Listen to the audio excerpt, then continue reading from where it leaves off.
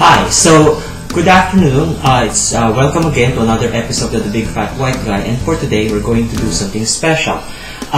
It's my favorite. It's Shaw-Pao. Now, Shaw-Pao, Siu-Pao, Shaw-Pao.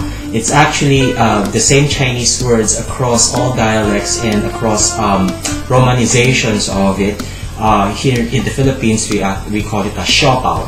Anyway, Shaw-Pao, Siu-Pao, whatever. It's still my favorite snack. It's basically a steamed white bread, which in China they call it as ManTou. But then that is actually flavored now with some fillings in it. And for today, we're going to use pork filling, the so-called Asado Shaw-Pao. Also, we are going to use some Chinese sausages as the other filling for it, but I'll show you how to make the basic dough, which is the most important in making Shaw-Pao. After all, what is Shaw-Pao without the bread? And it's a little bit different because the thing is, what makes Shaw-Pao dough different from other kinds of bread is that it has pork fat. So pork fat is what makes the Shaw-Pao dough be a little bit more resilient, but you do not want it to be too resilient, so you don't add a lot of it. But at the same time, just the right amount of it, just to make it a little bit more, a bit more aromatic than the usual kind of white bread. So the ingredients would be, of course, you have to have loads and loads of flour. In my recipe, I probably would use like 5 to 6 cups of flour and all-purpose. Now I have 2 cups of water, warm. I have here some yeast, probably like a tablespoonful is what we'll use. I have collected here some pork fat. Now you can use bacon fat, you can use chicharron fat. If you say chicharron, that's, you know, like you get pork fat and then you make that into pork cracklings. And you reserve all the oil, and that's what you use. You have to have some sugar. And of course, some salt. So with that, let's go and make the dough. To make your Siopao dough, you have to have a very good mixer, and in it you put your 2 cups of water. I mind you that the water should be warm but not hot. The reason why you want it warm because you want those yeasts to be living, you know, and the warmness somewhat promotes the yeast to be alive and to start fermenting. So anyway, with your warm water, you add to that some sugar, probably like half a cup. So here goes. As the water is mixing with your sugar, you add 1 tablespoon of yeast.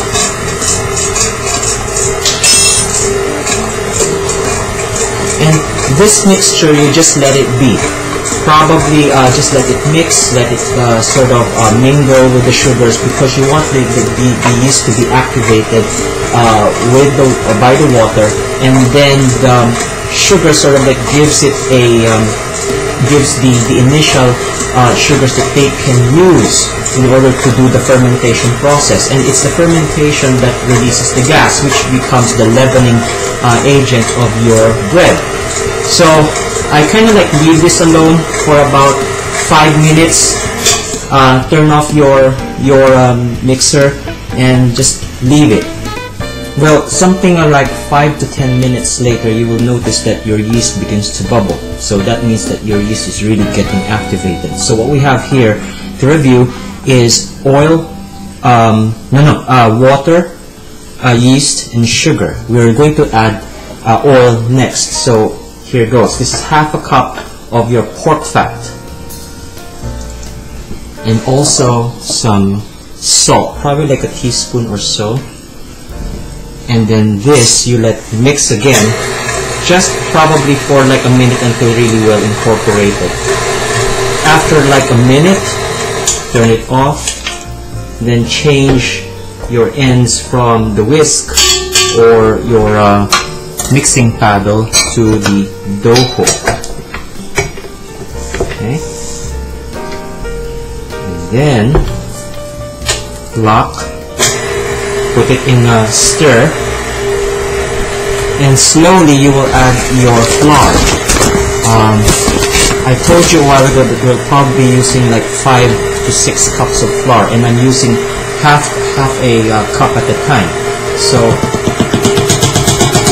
slowly add.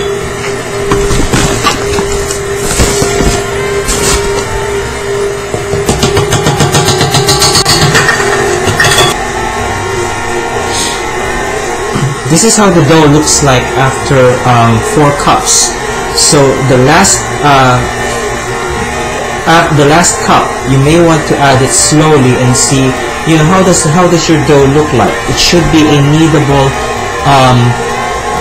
still on the not really dry, but you can handle, but certainly it shouldn't stick to your hands. But you're going to use the mixer actually to knead for you, but as you can see that it's still very sticky. So with that, you add the final half cups slowly.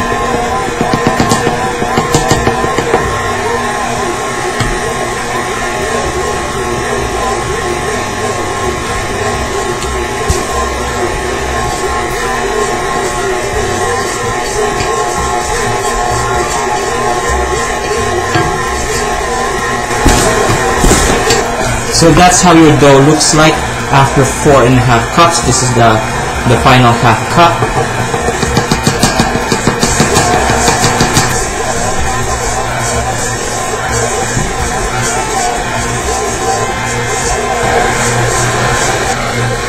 So this is your dough after 5 cups, and as you can see from within, it's actually a not really dry dough, but you can handle it. It's a dough that is nice to touch because it really doesn't stick.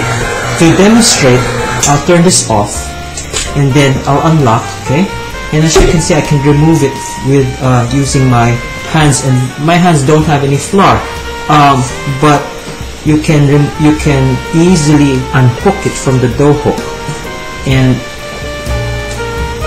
see, it may just stick a bit near here because the part of the dough that's here doesn't get to be mixed thoroughly like on the ones on the sides. But then on the other hand, as you can see, I can handle the dough very easily, and I don't have any flour on my hands, as I've said, and there it is. I mean, look at that. It's a very nice, well-kneaded dough. Now, what you need to do now is to let this rise, probably until double in bulk. I would advise to put this in a humid, warm kind of part of your kitchen, probably like inside a mildly warm oven. Not hot, just warm, just to let the yeast ferment, and so it produces its gases, and then this will double in bulk. You'll do this probably twice. I would advise twice, so that at least you can have the dough, you know that it's going to rise, and it's going to be fluffy inside. But you don't want it to be too fluffy, because remember, what you're doing later on is steaming it and not baking it, so it doesn't really have much of a crust, and the crust is what's important in making bread sort of like hold its structure.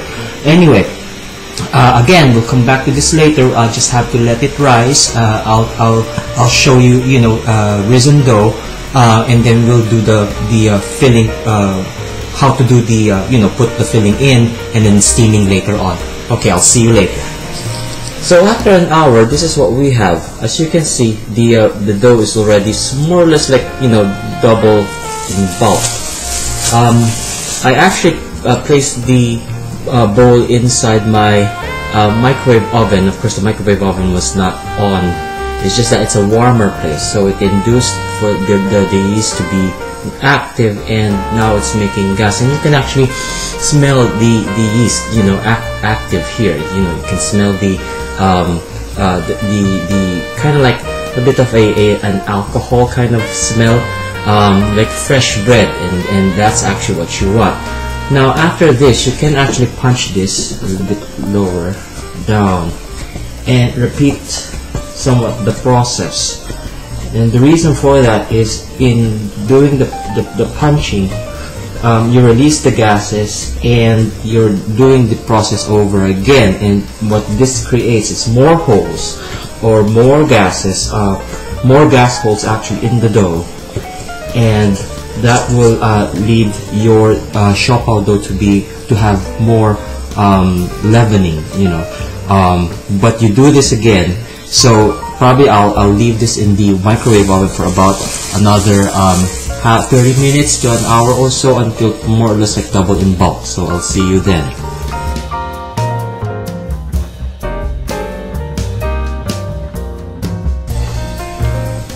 For the Shaw-Pao filling, so we're going to use meat and pork specifically, and what we have here is more or less like a kilo of pork cut into small chunks, that way so it's easier to cook. Anyway, later on you will let the meat filling cool, and then you shred this to use it inside your Siopao dough or your ManTou. Now what we have here is light soy sauce, some garlic, pepper. Of course, you would need some salt, and as a sweetening agent, of course, a little bit of sugar. I'll be using white sugar this time. And also, you would have a little bit of rice wine. Without any rice wine, no problem. You can use vermouth. Anyway, so here goes. Now, I advise that you do the filling first before you do the dough, or you can do the filling while the dough is rising or what. But this is how it goes. First, you have to have a little bit of oil, probably just like a teaspoon or so that you can use it to saute your garlic. Once the garlic is already more or less roasted and a bit like that, you add your meat. 1 to 2 minutes later, you add a little bit of sugar. If you want it sweeter, you add more, but if not, you just want it as a taste enhancer, you probably might want to use less. So just a teaspoon, probably to most tablespoon of sugar, and then you add your soy sauce, like so, and some vermouth.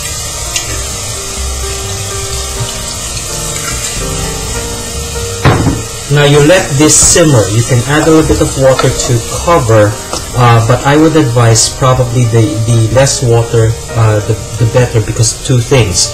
You're just using it to tenderize, and you don't want to have a lot of sauce or a lot of braising liquid, because most of the meat you would use as a filling, and if you have a lot of sauce, it has a lot of flavor. Of course, the sauce is. So you need to set it aside. You know, you can use it as your Siu-Pao sauce, which usually is not, it's not the case. In the Philippines, when we have Siu-Pao, we have a sauce, but in most countries they don't. So what you want is actually just less liquids, because you want to preserve the flavor with the meats. And as I've said, you're using it only to tenderize. Now, you will simmer this and let it simmer, probably depending on the meat, something like 30 minutes to 45, even an hour, depending on the toughness of the meat. But set it aside, so you cover that, okay, and then we'll go back to that later. So going back to your meat, I have here some of the meat pieces. Actually, I'll show it to you. I drained the braising liquid out, and so what we have here is just the meat.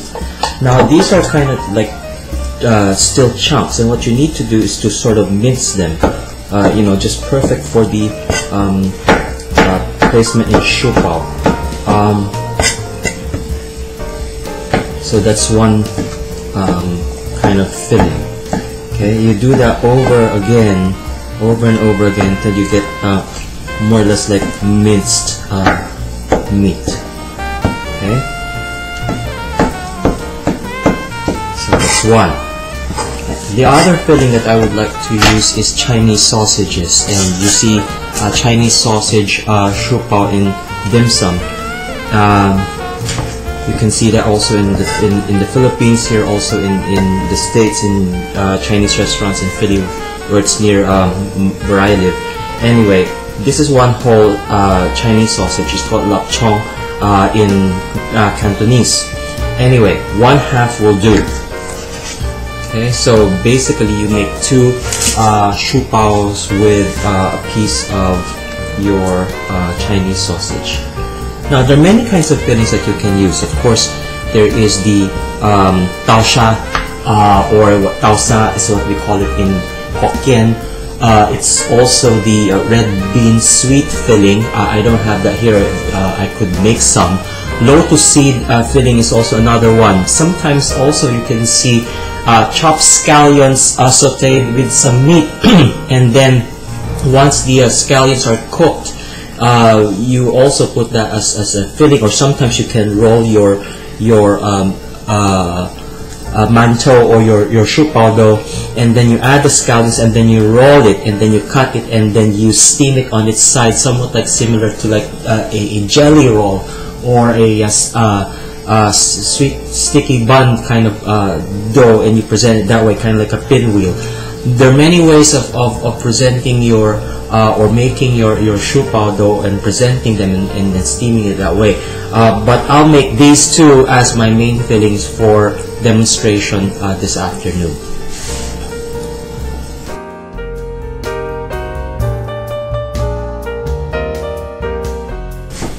So we're back. Now I have here my dough, and this is actually raised twice. And as you can see, once I remove the dough from the bowl, there is this gas. Actually, it's it has risen, and you can see the remnants of the gas holes. And actually, that's the basis of bread.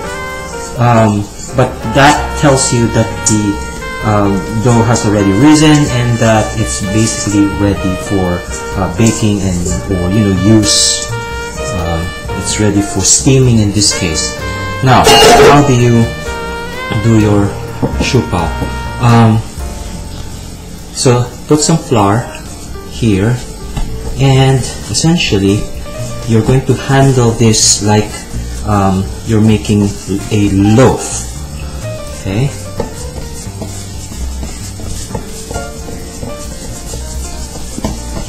Now it's up to you how you want to do it. Some cooks would like to cut this in half and then do another, as what they call a roll, and then you cut it that way. Some people would like to have a larger Siopao, like the Philippine style Siopao is larger, so probably you might want it just single roll this way. Any would do, it's up to you. In my case, I think I'll cut it in half. Okay, so, and then using this, okay, you divide it into equal pieces. And how do you do that? You basically cut always in the center. So, fold, away, cut. This one, fold, cut.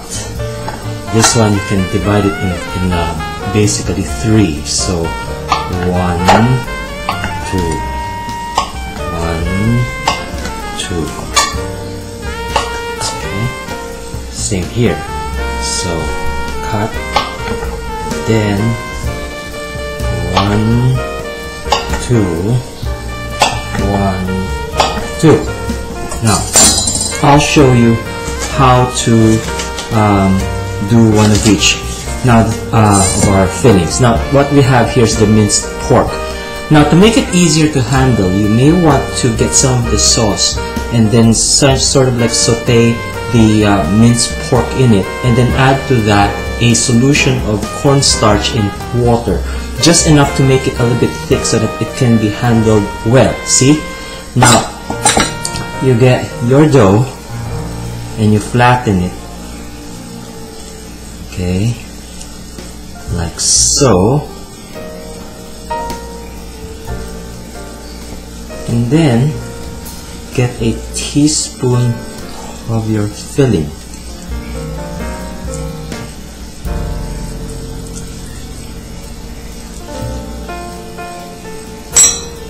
and then fold it like you're doing dumplings. Okay, or in the Philippines it looks like an empanada, you know. And with that, you get the very ends and twist. Okay, this allows for the dough to sort of like have its Siopao shape. Okay, kind of cute. Now some people would like to prefer it the other way around, this way, and the reason being is that, you know, it kind of looks neat. But some people who are traditionalists, usually you would like to have it a little bit pointed that way. You know, it looks like this dumpling. So you get your sheet of paper, okay, and then there.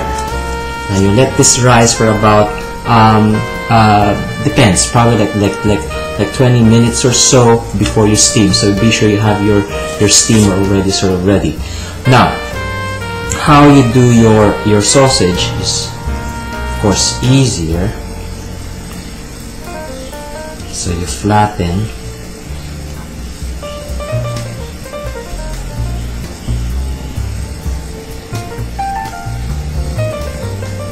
And essentially you get one sausage, and then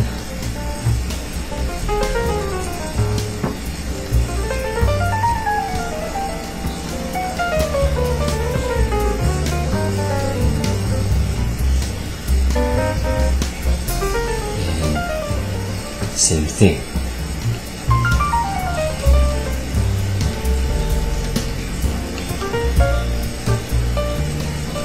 Now it may not look perfect, but once it steams and all that, you will see it doesn't really make any difference. So anyway, you do that to your filling as well, you know, all the fillings that you have, and then we'll proceed with the steaming next.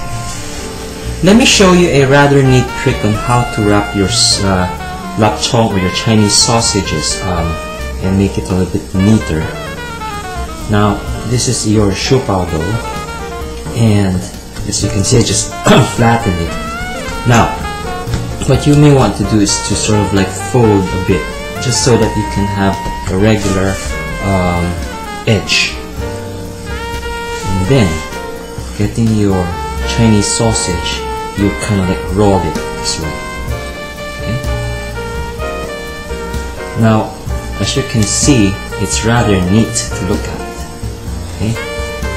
And that, you put on top of your paper and let it rise, and it's ready to steam. After letting it rise for about 20 minutes, you will notice that it's easier to let the dough rise already. But anyway, this is already perfect. This is enough. So the next is steaming. So as you can see, this is my steamer right here, and actually underneath I already sort of parboiled or pre-boiled some water, and all it needs is just to restart the heat, and then it will be boiling vigorously. Anyway, before I put on the cover, I would advise this. Put a piece of parchment paper on top. In that way, you can save all the steam from below. Theoretically, you should be using a towel, but towels usually would, shall we say, make the, well, it will make the dough stick. So parchment paper is good. I like to do it this way.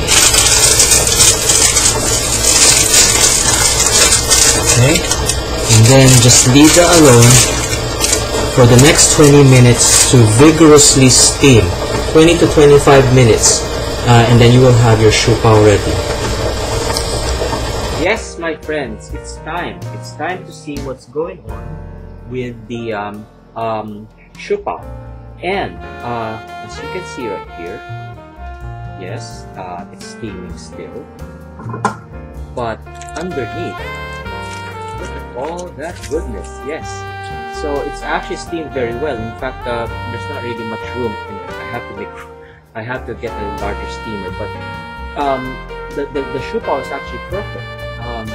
Anyway, this is really turned out very well, and we can now turn off the heat. So we'll let this cool for a while, and then you can actually eat. So folks, that's it. That's how you make Siopao, and you know, in both flavors, which is the Chinese sausage and the pork, minced stewed pork. So anyway, enjoy. I hope you try the recipe and see the blog, okay? And I'll see you next time. Thanks.